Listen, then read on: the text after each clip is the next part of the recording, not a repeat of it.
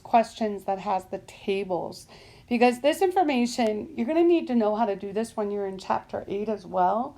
So I did want to add one more example. I had a couple of questions from some students, so that's why I'm doing it. This was actually taken from your homework assignment. This is one of the questions in 7.3. But anyway, so let's go through this. So we're going to look at this given information. So we were told right here that the number in A is 50. So that means in this A column, that total has to be 50. It says the number in B is 65. So in the B column, that total has to be 65. The other piece of information I'm going to use right now is that the number in U has to be 105. So that's the totals.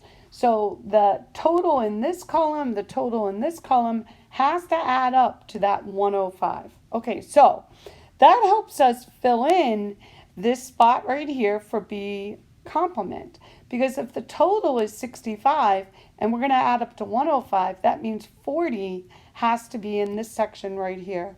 So now we'll add up to 105. And in the bottom row, if A is 50, then A complement has to be 55 because that total has to be 105.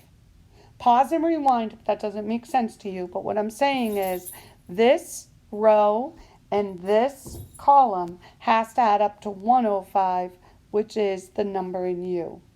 Okay, so now we just got to get in the inside. So what we're going to use is we're going to use that formula that we learned. Remember, the number in A plus the number in B minus the number in A intersection B is equal to the number in A union B. This is a really, really important formula that you want to memorize, okay?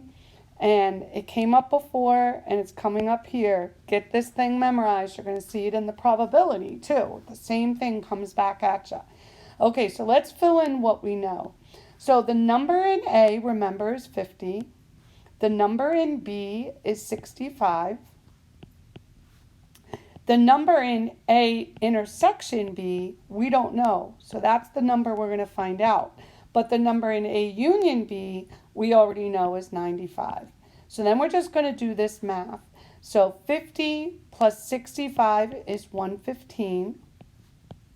And so 1 minus the number in A intersection B is equal to 95. I don't know if I said that right, but 115 minus the number in A intersection B is equal to 95.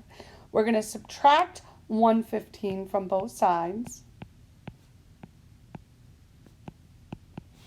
And so when we subtract 115, let me show what I'm doing here. So when I subtract 115, that's going to be equal to negative 20. So that means the number in A intersection B is 20. We'll divide both sides by a negative 1. So A intersection B is this square right here. So this is 20. And that's all I needed to fill in the rest of the boxes. I'll put it in green for you to see.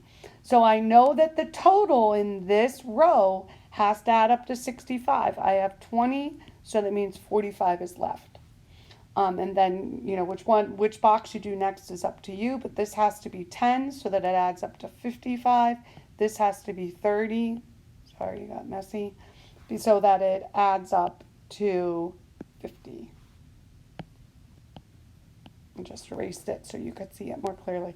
Anyway, I hope that helps. Email me if you have other questions.